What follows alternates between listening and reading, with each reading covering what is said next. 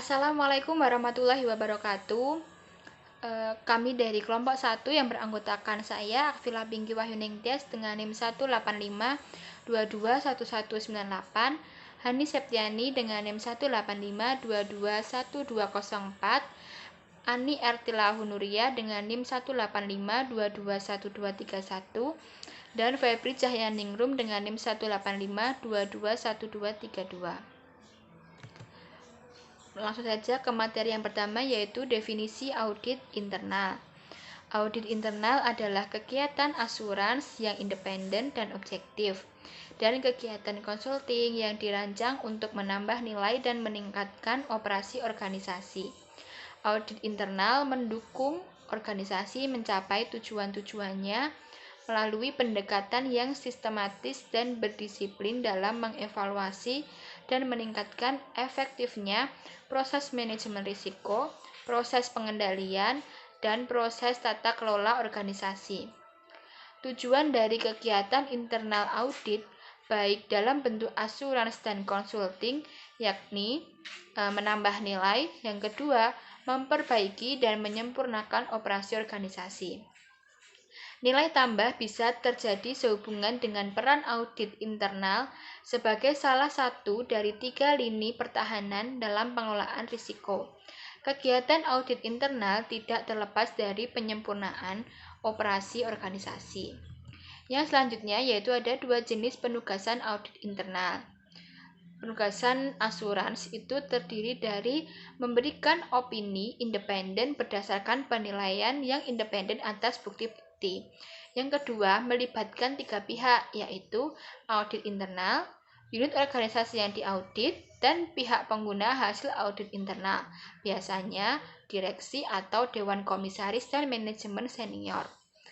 Yang ketiga, tujuan, lingkup, dan teknik penugasan ditentukan oleh auditor internal. Yang keempat, tujuan penugasan harus mencangkup proses governance atau tata kelola, risk management atau manajemen risiko, kontrol atau pengendalian yang relevan untuk kegiatan dan unit organisasi yang diaudit. Pertimbangan risiko terjadinya kesalahan, fraud, dan non-compliance atau ketidakpuasan. Selanjutnya, penugasan konsulting terdiri dari 1. Memberikan nasihat atau advice yang diminta oleh bagian organisasi yang memerlukannya. Kedua, melibatkan 2 pihak, yaitu auditor internal selaku pemberi jasa konsulting dan penerima jasa konsulting. Yang ketiga, tujuan, lingkup, dan teknik penugasan disepakati auditor internal dengan engagement klien. Yang keempat, tujuan penugasan mencangkup proses tata kelola, manajemen risiko, pengendalian, hanya sepanjang disepakati engagement klien dan harus sejalan dengan nilai-nilai, strategi, dan tujuan organisasi. Yang selanjutnya yaitu sekelumit sejarah audit internal. 5.000 tahun lalu, manusia di Mesopotamia mengomunikasikan informasi mengenai hasil panen dan pajak dalam bentuk gambar atau piktogram. Dan di tahun 1340, Parlemen Inggris mengangkat sejumlah komisioner untuk mengaudit catatan para pemungut subsidi. Dan sejak akhir abad ke-19, ada penjelasan tentang pekerjaan auditor di Swedia, yaitu seorang auditor karena pekerjaannya atau karena misi istimewa, dia meneliti akun-akun publik dan melaporkannya kepada otoritas terkait. Yang selanjutnya yaitu persepsi yang keliru tentang audit internal. Ada 3 persepsi keliru tentang audit internal menurut organisasi yang bernama Stinet. Yang pertama, internal audit is the corporate police function, di mana auditor internal dipersepsikan bermental polisi yang fokusnya adalah pada kepatuhan. Yang kedua, auditor are nitpickers and fault finders, yaitu auditor dipersepsikan sebagai tukang cari salah. Yang ketiga, internal auditor are accountant by training, yaitu auditor internal dipersepsikan sebagai akuntan yang terlatih. Kemudian IIA Indonesia dalam Servis Nasional Audit Internal 2016 menunjukkan berbagai keterampilan penting yang diperlukan untuk Departemen Audit Internal. Hasil survei tersebut sebagai berikut, yaitu ada berpikir analitis dan kritis, itu menghasilkan hasil 71%. Kemudian keterampilan dan komunikasi menghasilkan 63%.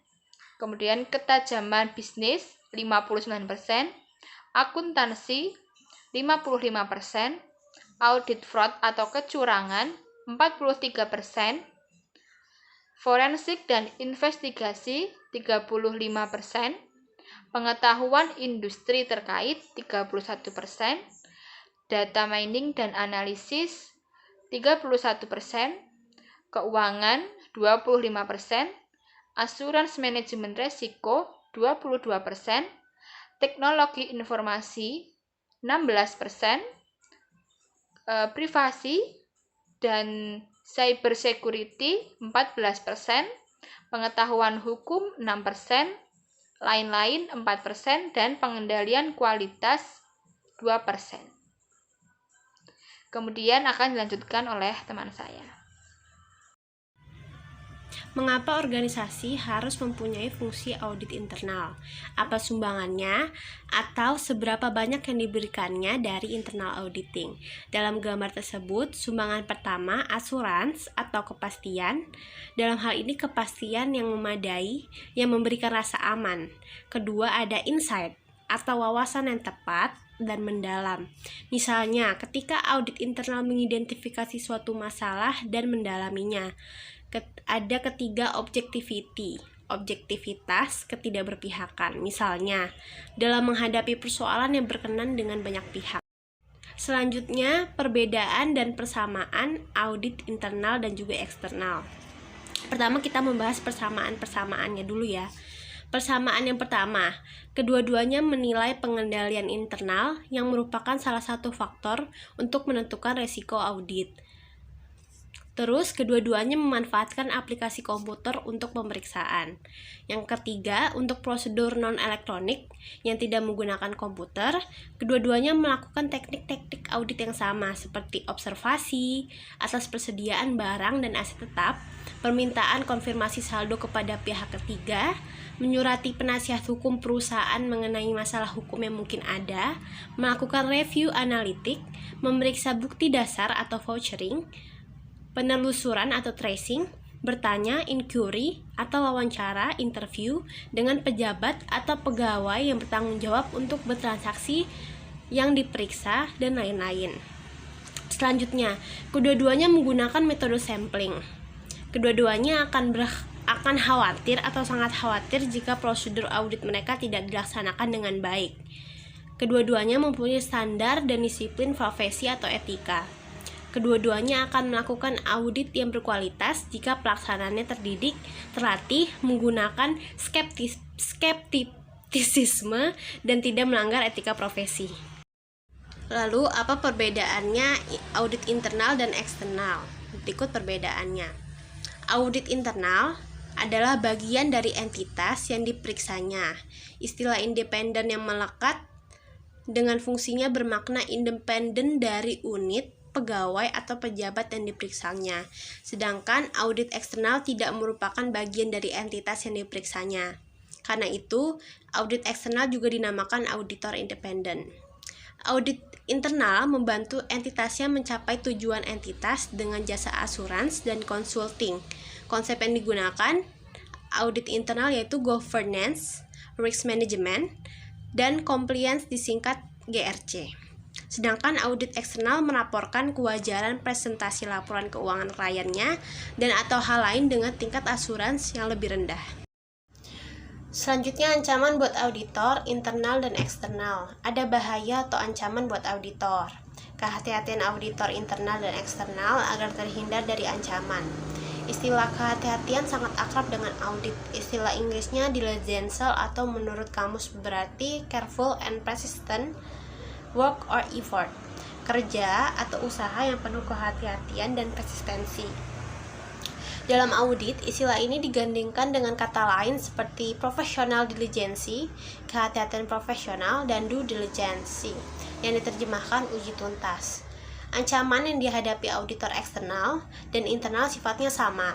Meskipun hukuman yang dijatuhkan dan reputasi yang diderita, auditor eksternal itu dan akuntan publik lebih besar, terutama jika berasal dari KAP yang besar.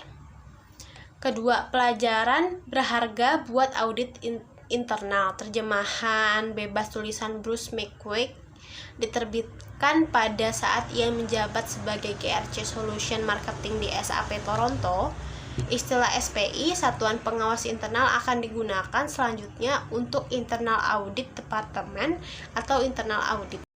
Selanjutnya, bagaimana SPI menggunakan sumber dayanya. Pada gambar piramida tersebut menunjukkan hierarki atau jenjang proses bisnis.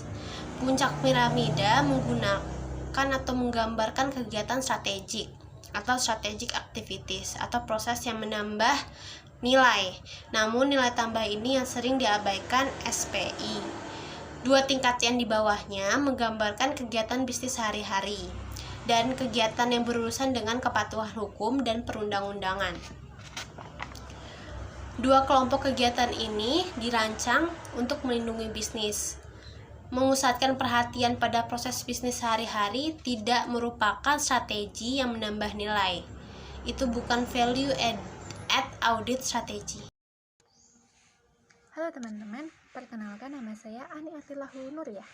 Nah, di sini kita akan membahas mengenai menggeser fokus SPI, di mana di sini disajikan 3 pertanyaan, di mana pertanyaan tersebut memang dirancang untuk membantu SPI menentukan apa saja yang penting bagi SPI dan apa hal-hal yang seharusnya menjadi pusat perhatian SPI. Apa saja ketika pertanyaan itu? Mari kita lihat. Pertanyaan yang pertama adalah, resiko apa yang menjadi penentu nilai perusahaan? SPI hanya akan menambah nilai jika dimulai dari di mana perusahaan itu ada atau di mana nilai perusahaan itu ada. Lalu pertanyaan yang kedua adalah bagaimana nilai itu dihasilkan atau tergerus. SPI hanya akan bisa menambah nilai tambah jika mempunyai wawasan tentang bagaimana nilai perusahaan itu, atau apakah akan menghasilkan nilai tambah atau justru akan tergerus. Lalu pertanyaan yang ketiga adalah apa resiko dan peluang baru yang harus ditangani. Di sini SPI harus fokus untuk masa depan atau orientasi pada masa depan dan tidak memikirkan atau berkutik pada masa lalu. Lalu yang kedua, kita akan membahas mengenai pengendalian mempunyai batas. Nah, di sini ada seorang tokoh audit internal yang bernama Bruce McQuaid. Nah, ia ini beberapa tahun yang lalu itu menjadi sukarelawan terhadap kebakaran di sebuah sekolahan. Nah, sebagai seorang tokoh audit internal, ia mengecek dan juga mencatat alat-alat yang digunakan. Nah, dan di situ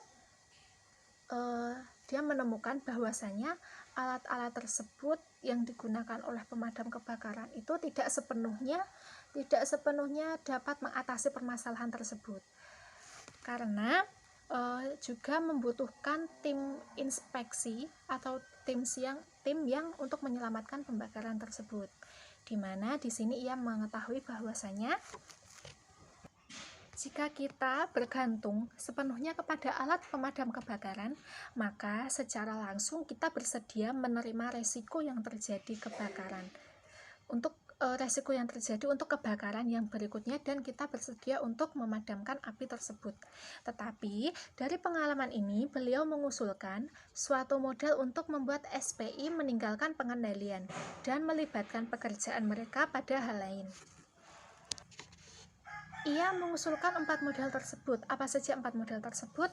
4 model tersebut dinamakan the 4 quadrant model atau 4 model kuadran. Nah, di mana 4 model kuadran itu menggambarkan pusat perhatian pada aspek yang pertama, pada aspek pengendalian atau control focus pada warna biru, bisa kita lihat nanti pada bukunya. Lalu Yang B ada resiko atau risk focus, yaitu kuadran pada warna merah, dan juga ada kerugian atau loss focus yang kuadrannya berwarna. Dan yang terakhir atau yang kuadran keempat yaitu adalah perilaku manusia, human behavior focus. Nah, di sini itu berwarna hijau muda. Nah, masing-masing fokus mempunyai tujuan. Nah, tujuannya itu untuk apa saja ya? Yaitu adalah untuk melindungi nilai, untuk menambah nilai, dan juga untuk melindungi dan menambah nilai. Nah, model 4 kuadran ini memperlihatkan bahwa ketika tingkat risiko naik, maka tingkat pengendalian justru malah menurun. Ini tentunya bertentangan dengan kebanyakan anggota SPI. Lalu kita akan membahas mengenai biarkan manajemen melindungi nilai. Nah, dimana kembali ke contoh pemadam kebakaran tadi ya. Nah, memang dengan banyaknya proses atau core business, fokus pada pengendalian sangat diterima dan sangat efisien. Tetapi pengendalian ini menariknya terlalu banyak perhatian SPI. Dan hal ini sebenarnya tidak perlu. Kenapa? Karena dengan otomatisasi proses pengendalian banyak waktu audit yang bisa dihemat. Lalu mengenai pahami peran perilaku manusia. Di dalam kegiatan manusia, kesalahan manusia itu sedikitnya 50% dari setiap kegagalan. Nah, misalkan kita bisa melihat bahwasanya ada kecelakaan lalu lintas, lalu ada jatuhnya pesawat terbang, dan juga pencurian uang seperti itu. Nah, tetapi seorang anggota SPI yang ditanya SPI dapat memeriksa proses untuk memastikan apakah pegawai mengerti apa yang penting seperti itu ya, mengapa penting dan bagaimana cara mentaatinya dalam pekerjaan-pekerjaan tersebut. Ada teknologi untuk memonitor kepatuhan, namun teknologi ini belum dimanfaatkan dalam manajemen risiko yang komprehensif. SPI dapat memainkan peran penting dan memberikan wawasan dan keyakinan. Lalu yang berikutnya ada dukungan untuk kerugian bisnis. Nah, biasanya perusahaan itu sengaja merugi untuk mendapatkan keuntungan atau untuk tujuan dan alasan yang strategis. Nah, apa saja itu biasanya? Jika di toko retail seperti itu akan adanya diskon, lalu seperti ada yang parkiran mobil, memberikan jaminan, dan juga di sebuah restoran seperti itu ya, mereka bersedia untuk mengembalikan uang, atau juga di Shopee seperti itu ya, atau juga di platform lain seperti itu, mereka bersedia untuk mengembalikan uangnya konsumen jika konsumen tidak merasa puas seperti itu. Nah, tapi kerugian semacam ini itu tidak perlu adanya pengendalian yang diperlukan, karena hal tersebut memang sudah seperti manajemennya mereka seperti itu ya. Lalu yang selanjutnya tinggalkan pengendalian. Nah, di mana di sini sudah waktunya SPI untuk meninggalkan pengendalian dan beralih kepada core business process. Nah, di sini SPI dapat memberikan nilai tambah melalui saran untuk merancang pengendalian melalui otomatisasi. Lalu setelah itu kita akan membahas mengenai audit internal berbasis risiko atau AIBR. Nah, di sini dilatar belakangi bahwasanya sudah beberapa tahun terakhir kebutuhan untuk mengelola risiko diakui sebagai bagian yang sangat penting. Nah, dalam kenyataannya kegiatan-kegiatan yang berkenaan dengan pengelolaan risiko diakui memainkan peran penting dan dalam mengadakan sistem pengendalian internal yang memadai. Tanggung jawab untuk menentukan identifying dan mengelola atau managing oleh seorang manajemen. Nah, salah satunya peran kunci audit internal itu untuk memberikan asuransi bahwa resiko-resiko yang dikelola itu dikelola secara benar dan secara aman. Definisi audit internal berbasis risiko, di mana di sini Institute of Internal Auditors mendefinisikan bahwasanya audit internal berbasis risiko adalah metodologi yang mengaitkan kegiatan audit internal dengan kerangka pengelolaan risiko secara menyeluruh dari organisasi. Nah, di sini kita juga akan membahas mengenai audit internal berbasis resiko, yaitu adalah perkembangan yang dinamis, di mana audit internal berbasis resiko di sini mempunyai peningkatan atau perkembangan yang sangat pesat, tetapi sayangnya belum banyak kesepakatan atau belum banyak cara terbaik untuk menerapkan audit internal berbasis resiko ini, di mana audit internal berbasis resiko ini memang dikenal lebih sulit dalam penerapannya dibandingkan dengan cara-cara atau metodologi yang tradisional dan metodologi yang sebelumnya. Selanjutnya akan dilanjutkan oleh teman saya. Keuntungan dan keunggulan audit internal berbasis risiko. Yang pertama, manajemen telah mengidentifikasi, menilai, dan menanggapi risiko-risiko di atas dan di bawah risk appetite. Yang kedua, tanggapan terhadap risiko sudah efektif tetapi tidak berlebihan dalam mengelola risiko yang melekat dalam ambang batas risk appetite.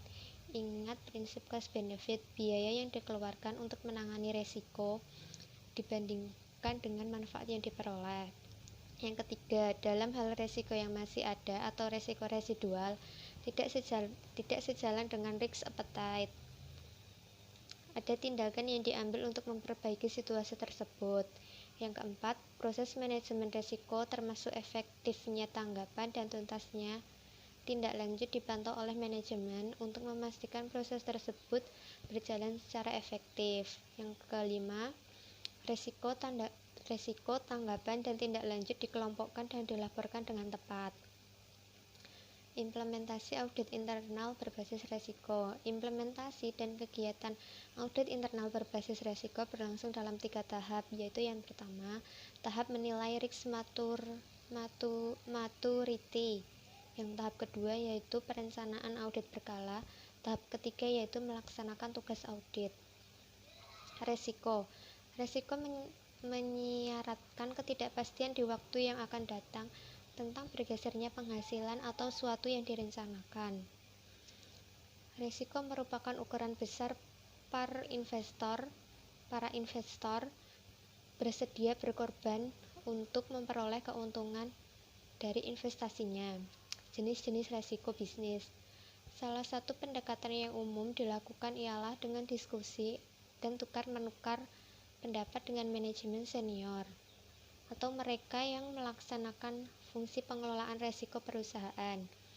Diskusi ini dapat dimulai dengan generic risk model yang menggambarkan kategori risiko dan jenis risiko yang mungkin dihadapi organisasi, seperti dalam versi 4 jenis risiko dari IIA. 10 rumpun risiko sebagai berikut. Yang pertama, strategis risk. Yang kedua, legal atau compliance risk.